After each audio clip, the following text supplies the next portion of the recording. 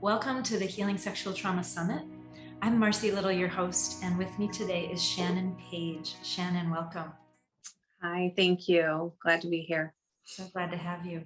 Before I more thoroughly introduce Shannon, we will begin the interview as we begin all the interviews by taking a moment to just kind of get here now. So if you'd like to lower your eyelids or leave them where they are, whatever feels right for you. And just begin to notice the sensation of your feet on the ground. And whatever you're sitting on, make contact. And as you feel yourself beginning to ground into the space of the body, just notice what is present. And you may bring your awareness to the rise and fall of your chest.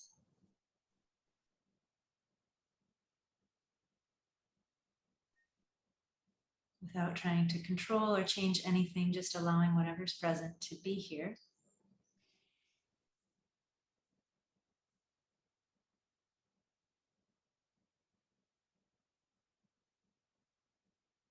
And the invitation as you listen to Shannon and I talk today is to take a break anytime you need to. If you feel yourself becoming overwhelmed, or your breath gets shallow, or you feel the need to rush out or run, just pause the video and take care of yourself. Go pet an animal, take a little walk, shake it out, come back when you're ready, or not at all. It's always your choice. Okay, feel free to open those eyes and come back. And I'm going to just tell you a little bit more about Shannon Page. Shannon Page, who's doing wonderful work. Wonderful work, Shannon. Thank you. Yes, every time I go in and I look at what you're doing, I just feel really inspired and moved. So I'm going to tell you about Shannon. Shannon is mother of two and wife to an amazing man. She's also a survivor of childhood sexual abuse and on a journey of self-discovery. It's hard for Shannon to tell you who she is and what she loves to do, as she's still learning all of those things every day. Yes, I I love that. am. Yeah. And so are we all, right? Yeah. Yeah. But she does know for certain that she loves her family, her cats, her coffee, and the survivor community that she has the honor. Yeah, there it is. Ooh, is that a Scorpio? It is. Are you a Scorpio? I am. Oh, well, we have that in common. Yay, fellow Scorpios. I know Scorpios are so proud of their astrological sign. We are very badge of honor. Yeah, big time. Shannon is also loves the survivor community that she has the honor of facilitating. And that's one of the pieces of Shannon's work that I'm so inspired by. Through Shannon's professional life, she has nurtured leadership and organizational skills that were innate in her, and has taken those skills and used them as a catalyst to become a healer and peer advocate for other survivors. Through her work, she has used her own trauma healing journey as a guide to share, connect, and support other survivors of childhood trauma and abuse. Welcome, Shannon. Hi, thank you. Good to be here. Yeah. So I just told our viewers a little bit about you. Is there anything you'd like to add? I mean, not really. That's me in a nutshell. I'm pretty much an open book. I'm not exactly sure how that happened, but I am. It's just who I am as a person. I've always been like that. We joke in the survivor community. Well, maybe we don't joke. Maybe sometimes it's serious that oversharing is a trauma response, but it's something I've always done. I've always been that person that, stands up and speaks out. If the group is rumbling, I'm the one that's like, hey, teacher, we're upset. A lot of times to my own detriment, right? Like, oh, let's throw her under the bus. But no, that's who I am. I'm here. I'm an open book, and I'm really glad to share and talk about this stuff because I think it's important. Great. Anything that we keep secret continues to rule our lives. It does. Yeah. It does truly. It does truly. There's a lot of, like cliche sayings, for lack of a better term, when it comes to healing, but they really are so true. They come from such a place of truth. You can't run from it. It's going to catch up to you. You can't bottle it up. It's going to overflow. You can't ignore it. It's going, you can't, stifle it. It's going to show up. And that's because that's what happened to me. My trauma, my childhood, I ran as hard and as fast as I could. And it didn't just catch up to me. It threw me to the ground, like knocked me over, yanked the rug completely out from under me, and was just like, nope, it's time. You're going to face this. So yeah. Wrestled you to the ground. It did. I talk about it a lot like that when I share my story, because I know that it can be so overwhelming for survivors when they start the healing journey. Those initial months, maybe for me, it was about 18 months, almost 2 years was the initial crisis period for me. It can be so intense and so overwhelming. And it doesn't necessarily end fast. So that I always kind of joke about the aggressiveness of it, because, it really is, it is difficult, it's not like one day you're just like, oh, I have trauma, let's go see a therapist, or you're like, hey, I'm having a relationship issue. You sit down and your therapist's like, oh, you have trauma. And you're like, oh, it doesn't happen that way. Normally it's a rush of emotions and physical feelings and memories and visuals, things that in scattered pieces that make no sense. And so, yeah. And that's one of the reasons I think like I was saying, I'm such an open book, and why I'm so glad to be here to talk about this stuff, because it is so messy and chaotic, but it really is such an empowering and great thing to do when you start to heal. So yeah, thanks for that. And you kind of answered my next question, which is, why did you agree to be part of this summit? But is there anything more you want to tell us about that? So I started healing when I was 37. So I was, this happened when I was 37 years old. I was married. I had 2 children. I was coming out of this, decades of dissociation. When I started healing, the first thing I did was go to counseling, right? So it was like, go see a therapist every week. I was actually seeing 2, once a week each. Can I ask you, sorry to interrupt you. Can I ask you, like, what happened that, I mean, you were 37, so you were an adult, you were already married, you had kids. What you said, like, it came up and it sort of threw you to the ground. Yeah. Like, what actually occurred that got you to get into therapy and start kind of really turning around inward? Sure. So, my trauma goes all through young childhood into my teenage years. And it goes and then continues into a young marriage that dissolved when I was 21. And at 21, I shut a door. I dissociated completely from everything I'd been through. And I became a single mom to my oldest, who's now 23. We're about to will be 23 next month. And I just, like, I never forgot, but I forgot. I just completely disconnected from it. In that survival mode, I continued to repeat, dysfunction and traumatic and just bad situations. So bad relationships, bad family dynamics, bad coping skills. When I was 29, I met my husband. So we've been married. We celebrated 5 years in May, but we've been together now almost 13 years.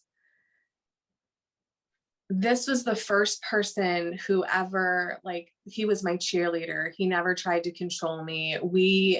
I learned in those early days with him, I learned so many things about myself without even realizing, didn't even have the capacity or self-awareness to understand that I was in a relationship that was healthy and nurturing and allowing me this space to be who I was.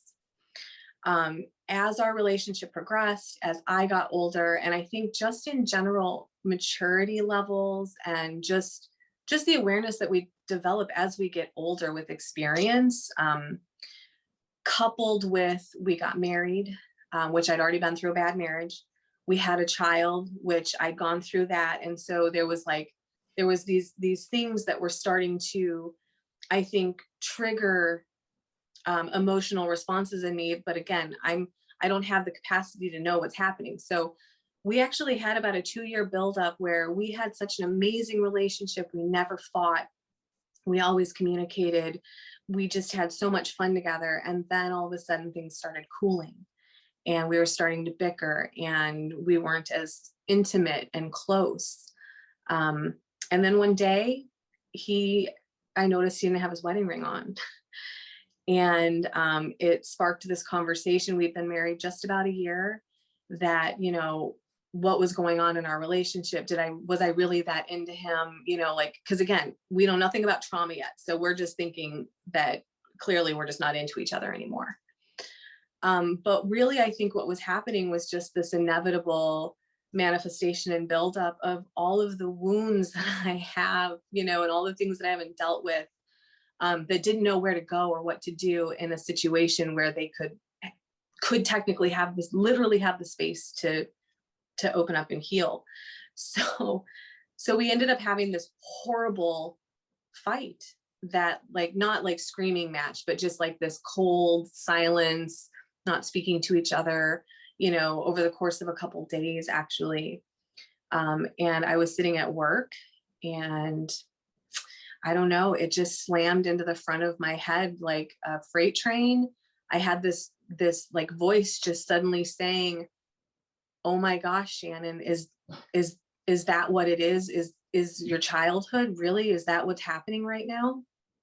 And I don't know where that came from or how I made that connection, but I started to do some Google research and, like, reading, childhood sexual abuse in adulthood. I started reading, like, my autobiography on the internet of all the symptoms and, like, my life for the last like 30 some years.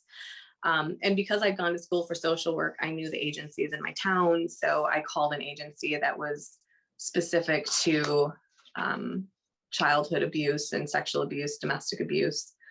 And within a matter of a couple of weeks, I saw the program director there for the first time. And that's just kind of how it happened. And it was actually, for the buildup to the fight, it was very swift. It was like a matter of, we're in this horrible fight. Oh my gosh, is my marriage going to end?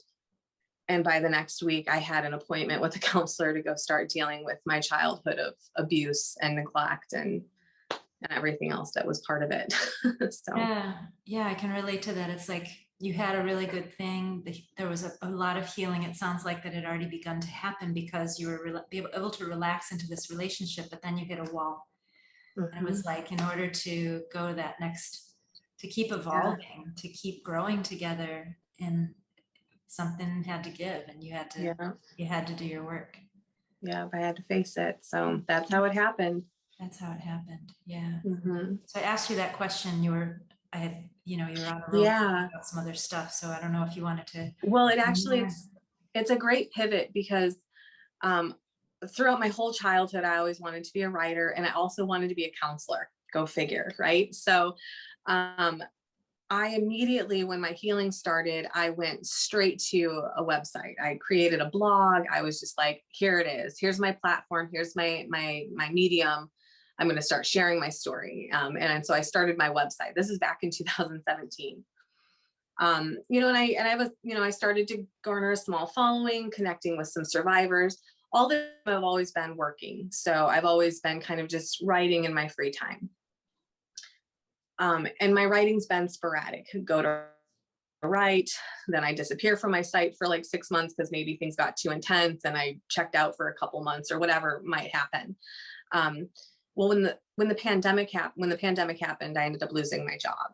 And I decided, because I've always been, so being a workaholic is one of my coping skills, right? It's where I've found my identity in work. I've found the validation, the acknowledgement, that whatever, affirmations. So I've always worked really hard for other people. So when the pandemic happened, I decided I was going to focus on my website. Now, I had an Instagram page, but really I was focused on my website. And I said, I remember it was last year in May, I said to my husband, I'm giving myself 1 year. I'm going to do as much work for myself and this path as I've done for other people. Let's see what happens. Somehow I kind of transitioned into Instagram last summer. I ended up sharing my story live on another page last summer in August. And it was such an empowering moment for me. And I also got a sense of what Instagram could do. And then I just started like taking my blog posts and turning them into captions and with memes. And I'm a coffee lover, as you know, we've said, and thoughts over coffee just kind of organically became a thing. Like I initially, if you go far enough back in my grid, was sharing other people's coffee posts before I started making my own. And so to answer that question about, you know, if I wanted to share anything more about why I do the work I do, when I started connecting with survivors, when I started my Survivor Speak Live series and started hearing stories, when other survivors started showing up to my page and saying, oh my gosh, I totally get this. I feel this too. You've just put words to something I've been feeling my whole life and didn't know how to say. My healing leveled up in a way that my counselor, I love her to death, could never touch. There is something so magical about the relational healing and connection that survivors get from each other, because we know, because we've been there. And so that's why I do it. When I realized that, it was like, there's no going back. Like we survivors, not just me, because like, I mean, like it's so reciprocal. I get so much healing in the space, just the same as the people that follow my page. But when I realized how much magic there is when survivors connect, when we become that village for each other that we've always needed to help us, you know, raise ourselves, reparent ourselves. Yeah. The rest is history, man. That was the biggest game changer for me in my healing. And yeah, I will never go back. You know, I feel teary as I listen to you talk about this, because I know how true it is what you're saying. And I'm so impressed. Your Instagram page, your Instagram feed is a gold mine for childhood survivors. And obviously it's hitting the heart for many people, because you have over 53,000 followers now. Yeah. So there's such a need, and it's too bad there's such a need, but there it is, and you're providing an incredible service. Yeah. So for listeners, you're going to want to check it out. I appreciate that. Yeah, for sure. Okay, so that's cool, because we were going to talk about everything you just talked about anyway. So yeah, fantastic. You know, we were also maybe going to talk about the personal nature of the healing journey and the need for patience and commitment. And certainly your story speaks to that. Do you want to say more about that? Yeah, it actually, and that plays out all the time. I can continuously bring this back to the community. Every story I hear, you know, conceptually traumas are all the same, right? We've been betrayed or abandoned or let down, neglected by caregivers, parents, you know, the most important people in our lives, or maybe the abuse happened by someone outside the family, but the family did nothing. You know, our stories they're always conceptually similar, which is why that community is so important. But how we heal is so different. You know, what works for me doesn't work for someone else. I did a live this morning with a couple other survivors, and we were talking about the topic of forgiveness, and I won't get into that, but we were talking about how you have a healing process, and then you have the tools that we use. And so for me, like the biggest thing I always try to get when I make my posts, when I talk to my community, I always try to give as much space and compassion for them to kind of recognize their own journey, because our own journeys are so sovereign to us. I think, how do I want to put this? Let me see, I want to see how I want to, I have so much that I want to say on this that it's making my brain overwhelm and shut down. So the healing process is about discovering who we are. When as abused children, you know, they say that abandonment and neglect is the hugest catalyst for the loss of sense of self.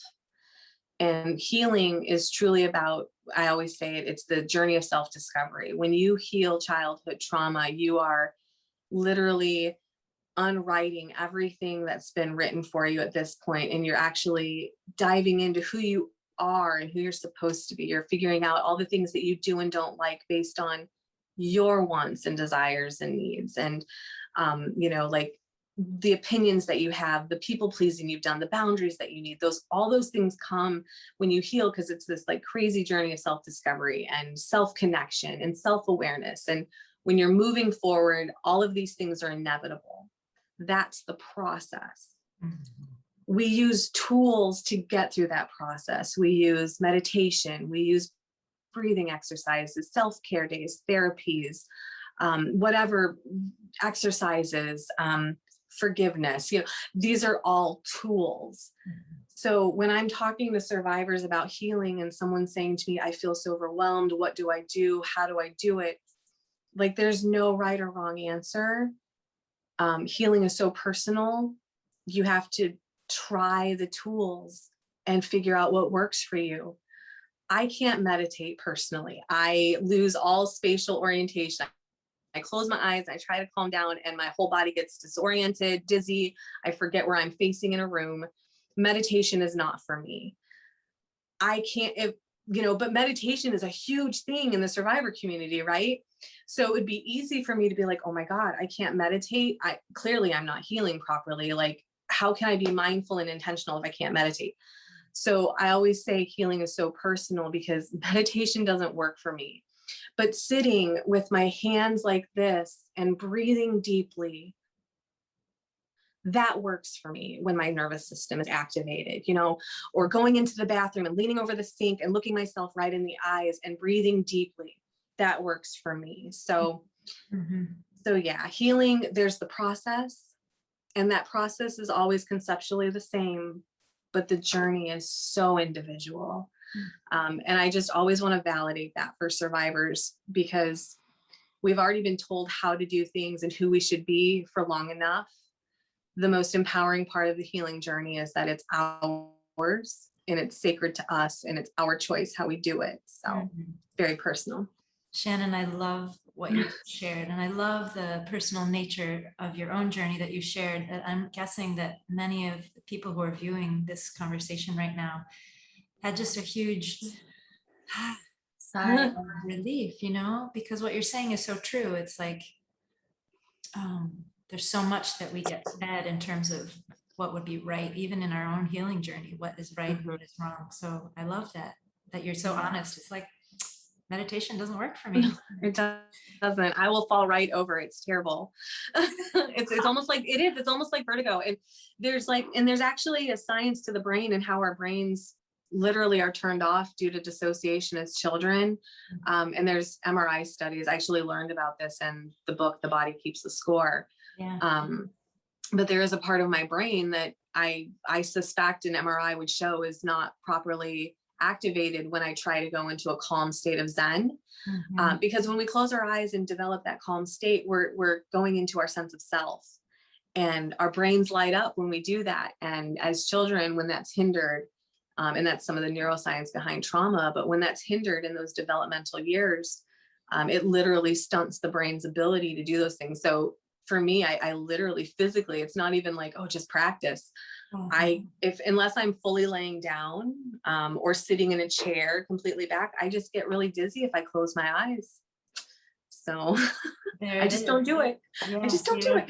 So you don't do it. It doesn't work for you. And I love the brain science behind that too, because so real.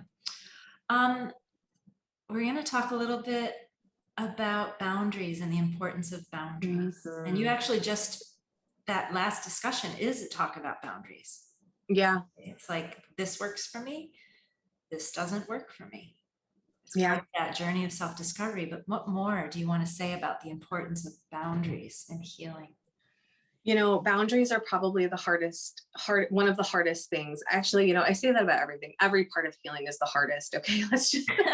We'll just level the playing field to all parts. So with boundaries, they're so difficult because a lot of us as childhood abuse survivors, we learned early on to adjust ourselves accordingly to the people and the situations, the room, whatever, situation we were in. That's how we stayed safe. So boundaries mean we don't do that. Boundaries mean that we say, I'm not uncomfortable, so I'm going to express that. And I don't care if that makes you uncomfortable. So boundaries are really hard, right? Because we're people pleasers, we're givers, we're afraid of rejection, of somebody just being done with us and walking away. And then don't even get me started when we express a boundary and then it's not respected. And now we have to implement consequences, right? Now it's like, oh my gosh, you're not respecting my boundary and I have to do something about it. So be gentle with yourself if you're struggling with boundaries, because they are so hard. I think when I talk about boundaries, I really just want to set the stage that if boundaries are difficult, the first thing you have to do is kind of understand what boundaries mean for you personally and how maybe you abandon them within yourself before you can start to implement them with other people. I just started reading. Are you familiar with Nidra Glover Tawwab online? She wrote the book, Set Boundaries, Find Peace. She's on Instagram. It's a great book. It's so easily digestible. It talks about the different categories of boundary. You've got physical boundaries, sexual boundaries, emotional boundaries, intellectual boundaries, time boundaries.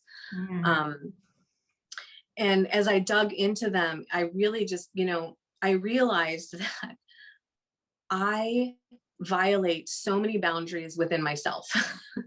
I don't respect my own boundaries between work and family, between, unplugging from social media versus, taking time for myself, prioritizing my own health. I was just telling you last week, I got knocked down. My body responded to stress in a really bad way. I had to take all of last week off, which is really difficult for me because I am a productive go-getter. I like to be working. I've spent more of my life having my worth connected to what I put out than to just who I am as a person. So it's a balancing act that I'm learning right now. I had to have boundaries with myself last week with like a lot of intention because my body needed to physically heal, even though my mind continued with the to-do list. I'm like watching the days week and this to-do list is growing. I'm feeling this overwhelm in my brain, like, oh my gosh, I'm gonna have so much stuff to do next Monday. But boundaries are so important because boundaries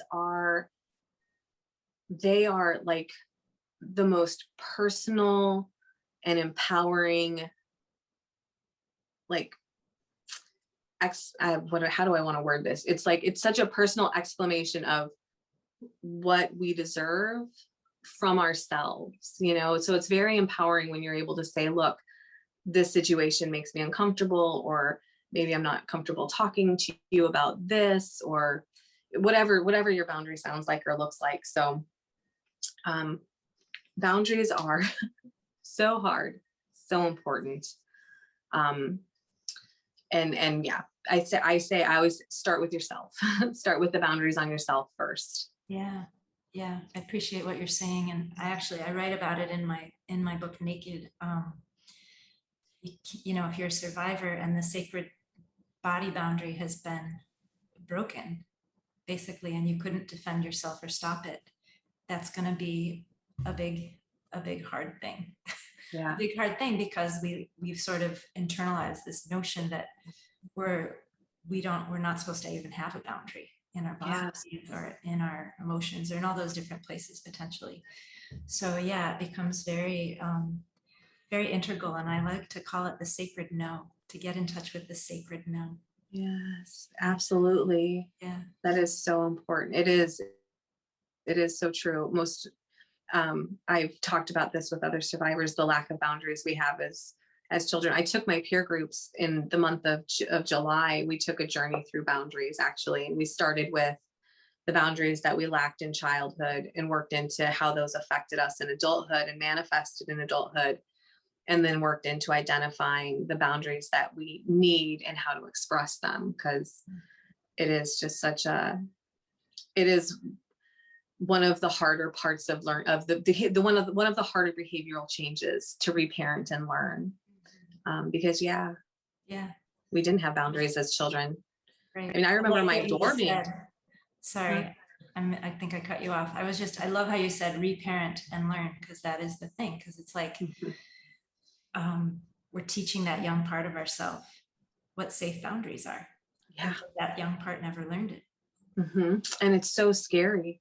It is absolutely terrifying to set a boundary. I went in June, I went through a situation with my father-in-law where, you know, we take a lot of COVID precautions. We made a family trip with all of the precautions in place for a safe visit, because we hadn't seen my father-in-law hadn't seen his granddaughter, you know, in like 18 months. So we make this trip, and some of the boundaries that were clearly communicated began to get dismissed. And it was a very tough situation for me, because I could recognize that this is just he would never do a malicious thing, you know, intentionally. He just wants to see his granddaughter. But I was feeling unsafe, and I was feeling, you know, out of control and powerless. Like I was kind of in a hypervigilant fight or flight for a little while, because it was like, is he going to just like pop in? Is he going to not respect boundaries? You know, and we had to work through it, because not only is it hard to express boundaries, but then when they're pushed back against, you know, then you start to self-doubt, and am I being too firm, or am I being mean? Am I being unreasonable? Am I too much? Yes, am I too much? And so it's really hard. And so I guess this just made me think, I would say to any survivor, when you go through this, I saw something somewhere, it was a quote or a meme, and it was so true. If it feels like you're out of your comfort zone, then you're probably on the right path, because our comfort zones have not been good for us as survivors. Our comfort zones have been those systems of dysfunction and abuse. So when something feels uncomfortable, we're in the right territory, we're going in the right direction. So we need to push through some of that discomfort. So it was hard, you know. I was in a situation where I had my husband. I didn't want to make him have to choose between me and his dad. But I did have to stand up for myself. And I'm very lucky I have a partner who's really good about giving me the space to have my emotions, to process it, and then to devise a game plan with me where I feel like I have some control in the situation. So yeah, but that, you know, that took time, and that's a whole nother conversation. My husband and I have been on our own journey of reconnection and healing, marriage and trauma. That's a whole nother discussion. So Yeah, maybe for the next summit, we'll burden that one. Glad you're here, Shannon Page. Thank you so much for sharing yourself with us, and for really providing community for so many people who need it. Oh, it's my pleasure. Thank you again so much for having me.